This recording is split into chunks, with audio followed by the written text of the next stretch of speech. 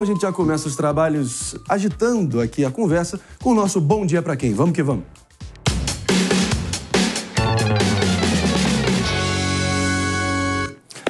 Meus amigos, e o nosso Bom Dia de hoje nessa sexta vai para você que está tentando decifrar o labirinto jurídico do ministro Alexandre de Moraes em relação ao X, o finado Twitter. Desde o anúncio do banimento, o cenário mudou mais do que a história contada por Pescador. Primeiro, Moraes tentou proibir o uso de VPN no país. Uma medida tão eficaz quanto tentar agarrar fumaça. Após críticas, recuou, talvez percebendo que até quem entende pouco de tecnologia sabe que beira o impossível. Depois, veio a ideia surreal de aplicar multa de R$50 mil a qualquer brasileiro que burlasse o bloqueio. A resposta dos juristas foi rápida e certeira, como quem dá nó em pingo d'água. Como punir milhões de brasileiros que nem sabem do processo? Resultado, Moraes precisou ajustar novamente o seu decreto. Agora, a mira está nos usuários extremados, um conceito nebuloso, para dizer o mínimo, que ainda precisa ser explicado. Mas calma, muita calma nessa hora, pera lá um pouquinho. Eles terão a chance de apagar o conteúdo antes de sentir o peso da multa. Hoje, 20 de setembro, o Rio Grande do Sul comemora seu feriado da Revolução Farroupilha. No Brasil de hoje, parece que o espírito Farroupilha, que lutou por mais autonomia, mais liberdade contra os desmandos de cima, precisa vir de brinde na próxima atualização dos nossos apps. Afinal, até nas redes sociais, a briga pela liberdade continua. Mas, claro, essa é só a minha opinião e quero muito ouvir dos meus pares aqui. Pepe, que nos brindou com esse belo round de tosses aqui, ainda se recuperando do resfriado.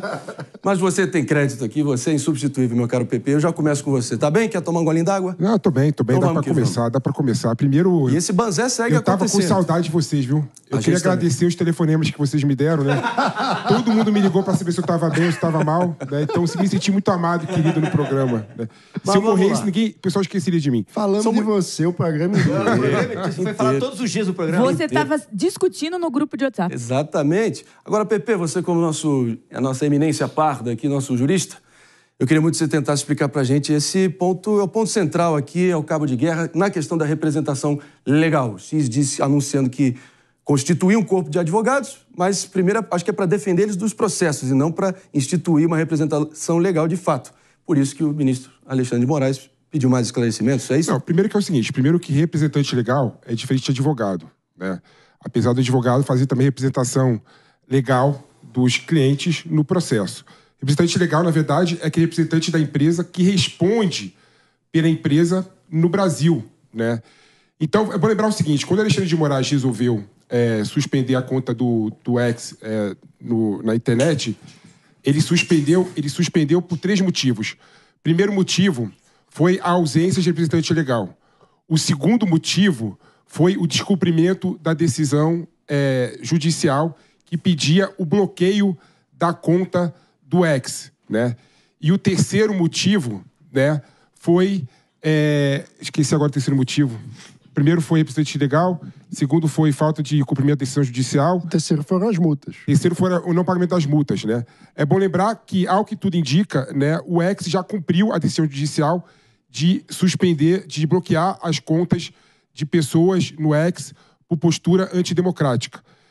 E, segundo, ao que tudo indica, né, a multa foi paga por meio transverso por conta do Starlink. Então só falta agora representante legal no Brasil e parece que o Alexandre de Moraes está negociando, junto com o X, a vinda do representante legal ou a escolha do representante legal no Brasil. Mais claro do que isso fica até difícil. Boa, Pepe. Mas Jess, mano, fique à vontade, Palombo também para comentar. E essa necessidade dos novos advogados darem a cara o quanto antes. Não, pois é, mas o triste nessa história é que o direito dos 20 milhões de usuários da plataforma foi ignorado, né? Ou seja, aqueles que ou pagavam a assinatura, por exemplo, e de repente deixaram de ter direito de acessar um serviço pelo qual tinham pago. Aqueles que simplesmente usavam a plataforma foram completamente ignorados. E aí tem uma assimetria, porque ou a gente trata as redes sociais como um serviço de caráter público que merece, por exemplo, ter algum tipo de regulação de comportamento, e aí não dá para ignorar o direito dos usuários de terem acesso a um serviço de caráter público, ou a gente trata como uma empresa privada puramente, onde o acesso ao serviço é um detalhe menor e aí não daria para ter uma regulação, né? Porque o que é que justificaria uma regulação do comportamento se fosse um ambiente puramente privado, onde entra quem quer e não tem um impacto público? Ou seja, acho que há uma contradição absurda na forma do Estado brasileiro de lidar com a ferramenta. Eu acredito que as redes sociais são espécies de praças públicas virtuais e que, portanto, precisam ter um tratamento como serviço de caráter público, apesar de serem prestados por empresas privadas e que, portanto, qualquer tipo de sanção às empresas precisam considerar também na equação o direito dos usuários, porque a gente está falando, no fim das contas, de uma ampliação da liberdade de expressão. E quando o uso do serviço é bloqueado, há uma diminuição óbvia da liberdade de expressão dos brasileiros. Meus amigos, enquanto esse cabo de guerra continua, esse labirinto jurídico pelo qual a gente percorre, a direção do X, minha cara de Jéssica Peixoto, inclusive veio a público e já soltou uma nota. Você leu? Hoje, leu a direção? Hoje não. A nota da direção? Não. Não, eu também não, ninguém leu porque tá banido e ninguém tem acesso. Não li, ninguém leu. Mas enfim, o pessoal segue se coçando, buscando a plataforma para voltar a se odiar. Jéssica Peixoto. Então, eu concordo plenamente com o que o Mano falou e eu acho que isso mostra que no debate de regulamentação, a tese de que seria um espaço público está totalmente fragilizada. Então, não vale daqui a um tempo voltarmos com essa discussão, com essa tese, como se ela fosse garantida. E, André, eu acho que o mais assustador nessa história toda é a situação entre a Starlink e a situação entre o X, né? Que foi essa situação aí de cobrar que desenvolveu-se uma tese de que seriam do mesmo grupo econômico por compartilharem esse sócio que é o Elon Musk. E aí, a partir disso, eu ontem li um artigo muito bom sobre qual precedente que isso abre para o Brasil. Um precedente perigoso em termos de insegurança jurídica para vários conglomerados, para vários grupos econômicos que querem vir com o Brasil, mas podem ter um sócio que tem um problema com o governo brasileiro. Pois é. E qual que seria a aplicação dessa multa? Então, gera uma desproporcionalidade, uma situação muito insegura para o nosso país. E a multa diária dos 5 milhões, né, eles vão dar 24 horas para provar e para esclarecimento se trata-se ou não de um burlar o sistema, mas mesmo nessa multa a gente viu ser aplicado na Starlink. Uma coisa que o PP coloca que vale a gente também já vê que talvez a gente esteja caminhando para voltar com o Twitter, é que, de fato, a multa foi paga já pela Starlink. A multa foi compulsoriamente paga. Os perfis que pediram para bloquear foram bloqueados. Agora, o único resto que falta é a questão da representação legal. Não sei se você tem batido tanto ponto lá em Brasília, na capital federal, meu caro delegado Palumbo, nosso coração de aço. Inclusive, se a produção puder dar um close nessa bela camisa aqui do nosso Palumbo, antes da gente ouvi-lo, ali, desce mais um pouquinho. Consegue descer? Ou consegue levantar um pouquinho aí? Olha aí, tem até um suspense aqui. Rota na rua e bandido na cadeia. Rota na rua. Dessa. Eu, como futuro comandante da rota, mereço uma dessa. Ai... mas nem a rota para resolver esse pepino, hein? O que me preocupa é essa multa de 50 mil reais. Pelo amor de Deus. Ontem eu tava conversando com o povo no meio da rua, falando com um camelô, e ele falou, delegado, o Twitter voltou, né? Eu já postei aqui. Aí, imagina você dar uma multa de 50 mil reais num pequeno comerciante que é camelô, que tá lá se matando de trabalhar, se arrebenta com a vida da pessoa. Isso não tem nem pé nem cabimento. Enquanto a gente vive num país onde se tem complacência com pessoas que carregam até 40 gramas de maconha, a gente vai lá e aplica uma multa porque um indivíduo resolveu pegar o celular, abriu as redes sociais, não está sabendo por que voltou, por que não voltou, vai lá e publica, tome uma multa de 50 mil reais. Isso não é proporcional, isso não é razoável. Eu acho que isso não é até legal. O PP pode responder melhor. Não, isso é um absurdo, né? Você vê, por exemplo, ser utilizado o aparelho estatal para perseguir pessoas que usaram o X de boa fé, né? É bom lembrar que usaram de boa fé. A decisão do Alexandre de Moraes falava que as pessoas não poderiam usar o X por meio do VPN. A partir do momento que as pessoas automaticamente tiveram acesso ao X, né? O que as pessoas comuns subentendem? Que liberou o X. A justiça liberou o X. Então, se o Estado brasileiro usar o aparato estatal para perseguir cidadão que usaram o X de boa fé, isso é uma postura ilegal e arbitrária. Eu espero que a gente não chegue nesse ponto. Mas será que já não chegamos? E nenhum cidadão foi notificado.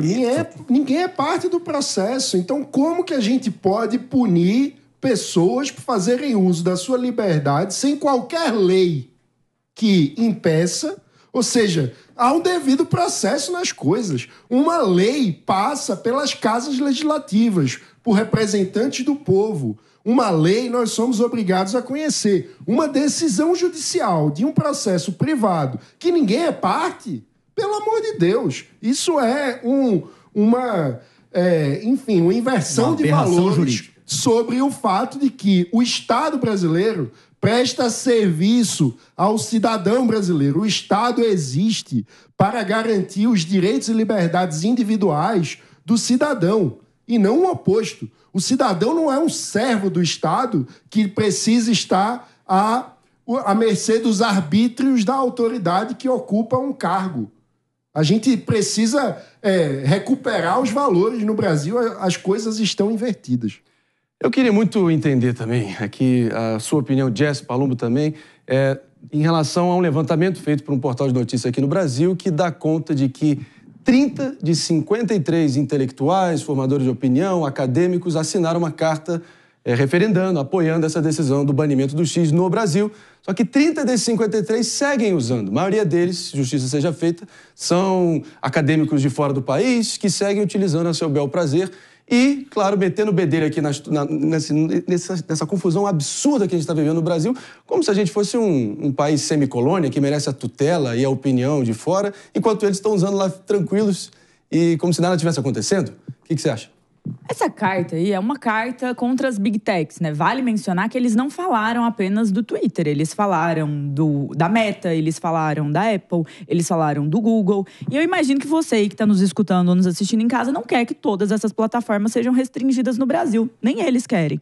E essa carta, André, ela tem um outro contorno. A maioria são intelectuais de esquerda. E aqui eu não estou fazendo um juízo de valor se eles devem ou não fazer a carta. O que eu estou falando é que tem um viés ideológico. Um deles, inclusive, um professor brasileiro, se eu não me engano, da Federal do ABC, há pouco tempo falou sobre o colonialismo digital norte-americano que entra aqui na nossa terra e nos coloniza. Então, assim... Sério. Então, no final do dia, é só uma cartinha de intelectuais de esquerda que discordam e que tem muito medo das Big Techs. Ok, acho válido, mas não dá pra tratar isso como um super trunfo. Olha, porque tem gente que tá falando assim, olha, intelectuais escreveram uma carta concordando, e outros intelectuais escreveram criticando. A própria Casa Branca, recentemente, deu uma declaração, quando perguntado por uma jornalista brasileira sobre a questão, falou sobre liberdade de expressão. Então, assim, não tem ás na manga. E aí, no final do dia, nós ficamos nesse vai e vem aí de querer punir quem tá usando. A primeira pergunta que eu fiz, alguém me falou, vou usar VPN para acessar o Twitter. Primeira pergunta que eu fiz, não sabia mesmo, tá? Nunca tinha usado.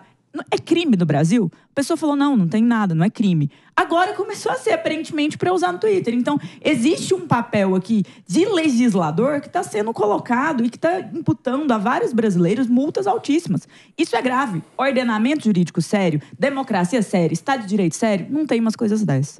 Meus amigos, é uma situação dificílima, complexa. E, claro, a gente vai estar fazendo nosso trabalho aqui para tentar trazer alguma luz no meio desse labirinto, como foi a expressão que a gente tem utilizado tanto, né? E a insegurança jurídica segue reinando nesse país do direito freestyle, da insegurança jurídica, enfim. Pepe quer comentar, mano? E tem uma crise de legitimidade com o Estado brasileiro, que a gente precisa tratar, porque o que sustenta um Estado democrático de direito é a legitimidade com que a sociedade e o cidadão enxerga os prestadores de serviço, que são os ocupantes de cargos públicos. Então, a gente precisa parar de inverter os valores da forma como tem acontecido. Não, agora a verdade seja dita, mano, e Jess, vamos colocar as coisas no devido lugar. Vamos lá. Esses intelectuais estão em países que o ex cumpre decisão judicial.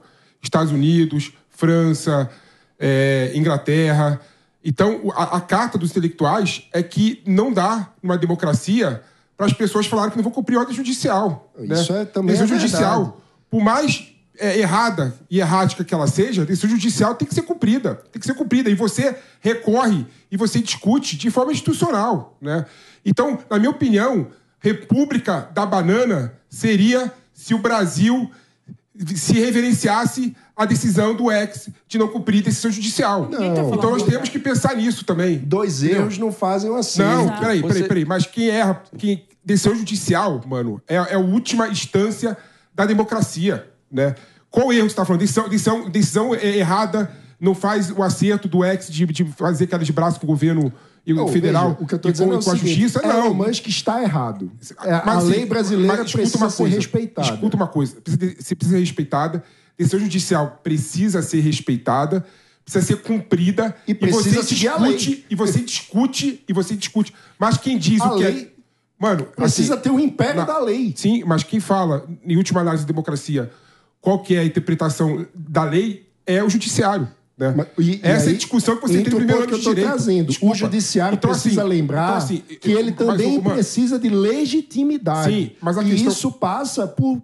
Desculpe, fale. A questão é anterior, mano. Eu concordo que você pode recorrer e você pode criticar decisão judicial numa democracia. Mas você não pode falar, eu não vou cumprir essa lei porque mas o judiciário não pode legislar, né? A decisão judicial é ilegítima. A decisão judicial está errada. Não. Você cumpre e você recorre, você critica, você bate, você vai para a imprensa. Isso que se faz em democracia. Eu concordo. Entendeu? Então é isso. Mas não dá para tentar punir usuários que não foram notificados, que não são parte no processo, mas, mano, veja bem, querem fazer uso da sua liberdade. Mas veja bem, nesse contexto, a OAB entrou no STF falando para Alexandre de Moraes revisar a decisão dele de punir os usuários.